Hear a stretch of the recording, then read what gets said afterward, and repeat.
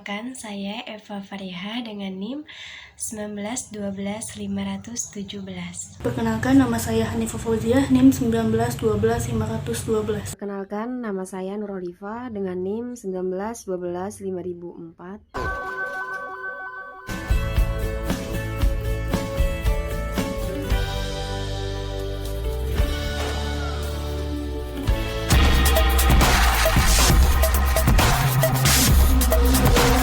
Pengertian manajemen. Manajemen berasal dari bahasa Inggris yaitu management, yang artinya pemimpin, pengurus, pengelolaan, pengendalian, dan pembinaan.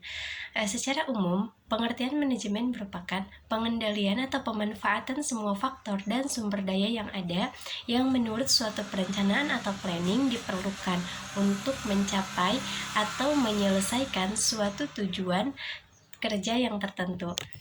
Dari beberapa segi, manajemen bisa dilihat pengertiannya, yaitu pertama, pengertian manajemen dari segi seni dikemukakan oleh Mary Parker mengatakan bahwa manajemen merupakan seni dalam menyelesaikan pekerjaan melalui orang lain.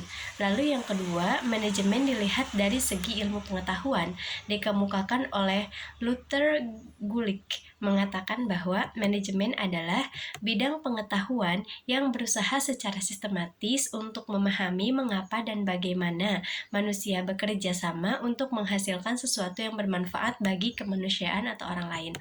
Yang ketiga, manajemen dilihat dari segi proses, dikemukakan oleh James A. F. Stoner. Selain dilihat dari beberapa segi, pengertian manajemen juga dikemukakan oleh beberapa ahli, di antaranya yaitu ada Harold Kohns and Heinz Weyrich mengatakan bahwa manajemen adalah proses merancang dan memelihara lingkungan di mana individu yang bekerja bersama dalam kelompok secara efisien mencapai tujuan yang dipilih. Dan ada juga Robert L. Trewhelly dan M. Gene Newport mengatakan bahwa manajemen didefinisikan sebagai proses perencanaan, pengorganisasian, penggerakan, dan pengendalian operasi organisasi untuk mencapai koordinasi sumber daya manusia dan material yang penting dalam mencapai tujuan yang efektif dan efisien. Efektif maksudnya yaitu berkaitan dengan hasil akhir, di mana sesuatu dikatakan efektif berarti dapat menyelesaikan tugas akhir yang telah diberikan. Terus efisien berkaitan berarti melakukan tugas dengan benar dengan biaya seefisien mungkin atau seminimal mungkin. Jadi dapat disimpulkan bahwa manajemen adalah suatu proses perencanaan, pengorganisasian, pengarahan atau penggerakan, dan pengendalian suatu kegiatan anggota organisasi dan proses penggunaan sumber daya organisasi lainnya untuk mencapai tujuan organisasi yang telah ditetapkan dan hendak dicapai.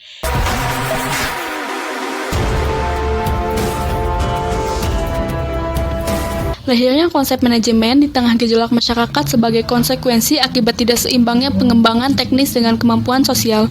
Meskipun pada kenyataannya, perkembangan ilmu manajemen sangat terlambat jauh dibandingkan peradaban manusia di muka bumi ini, yang dimulai sejak keberadaan Nabi Adam dan Hawa. Barulah pada abad ke-20, kebangkitan para teoritis, para praktisi sudah mulai nampak. Beberapa konsep dasar yang terdapat dalam manajemen yaitu sebagai berikut. Yang pertama, manajemen as a science. Yang dimaksud di sini adalah suatu ilmu pengetahuan, yaitu sains, yang selalu berupaya secara sistematis guna memahami mengapa dan bagaimana manusia dapat bekerja sama untuk mencapai tujuan tertentu. Yang kedua, manajemen as an art. Yang dimaksud manajemen di sini adalah sebuah seni yang digunakan untuk mencapai hasil yang maksimal, namun dengan menggunakan usaha yang minimal.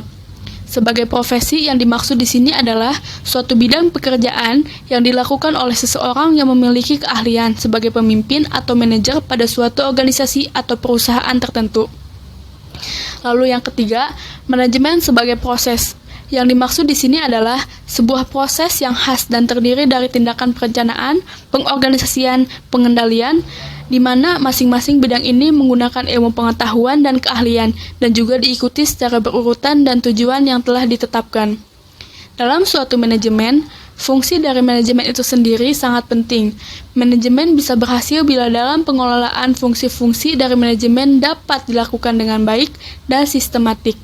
Dapat disimpulkan bahwa fungsi manajemen menurut para ahli adalah planning, organizing, actuating, dan controlling atau biasa disebut dengan POAK.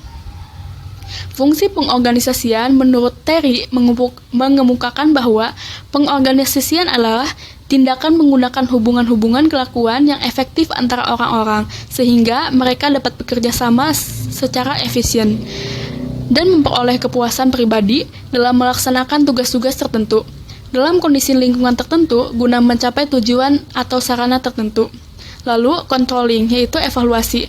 Pengendalian di dalam manajemen bimbingan dan konseling disebut dengan evaluasi, yaitu kegiatan yang dikendalikan mulai dari perencanaan, pengorganisasian, dan pelaksanaan. Evaluasi terkait dengan bagaimana mengawasi kegiatan bimbingan dan konseling. Mungkin itu saja dari saya. Saya kembalikan kepada pemateri yang ketiga, yaitu Saudari Nurholifah.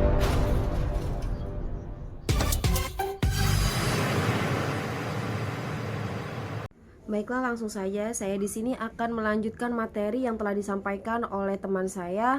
Setelah adanya pengertian manajemen, konsep manajemen, materi selanjutnya yakni manfaat manajemen. Yang mana manfaat manajemen tersebut terdapat dua. Manfaat yang pertama, manfaat secara gambaran umum, dan manfaat kedua, manfaat bagi bimbingan konseling. Adapun manfaat manajemen secara umum yang pertama, membantu manajer dan para anggota dalam menyusun strategi yang lebih sistematif, efektif, dan tentunya rasional. Yang kedua, mendapatkan hasil yang maksimal melalui proses yang tentunya menyeluruh. Yang ketiga, membantu proses alokasi sumber daya yang efektif. Dan manfaat yang terakhir adalah mendorong sikap profesional terhadap anggota organisasi itu sendiri. Manfaat bagi bimbingan konseling, manajemen dalam bimbingan konseling merupakan suatu hal yang penting dalam suatu sistem. Pasti memiliki pengaturan yang tersusun agar dari suatu sistem tersebut mudah dipahami. Kemudian suatu sistem juga terdapat bagian-bagian bagi sistem yang lainnya. Telah diketahui pula dalam kegiatan bimbingan dan konseling terdapat berbagai macam pengaturan sehingga dalam kegiatan BK dalam suatu sekolah dapat terstruktur dan jelas pelaksanaannya. Hal tersebut dapat dilihat dengan jelas ketika bagian kegiatan bimbingan konseling tersebut dievaluasi sehingga dapat dipelajari pada bagian manakah yang harus diperbaiki. Kemudian kita buat perencanaan yang lebih matang lagi dalam perencanaannya. Maka dari itu, peran manajemen bimbingan konseling sangat diperlukan, apalagi dalam suatu lembaga seperti sekolah. Manajemen pasti bermanfaat bagi konseling itu sendiri.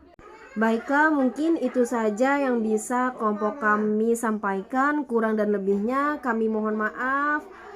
Terima kasih banyak, semoga bermanfaat bagi kita semua. Assalamualaikum warahmatullahi wabarakatuh.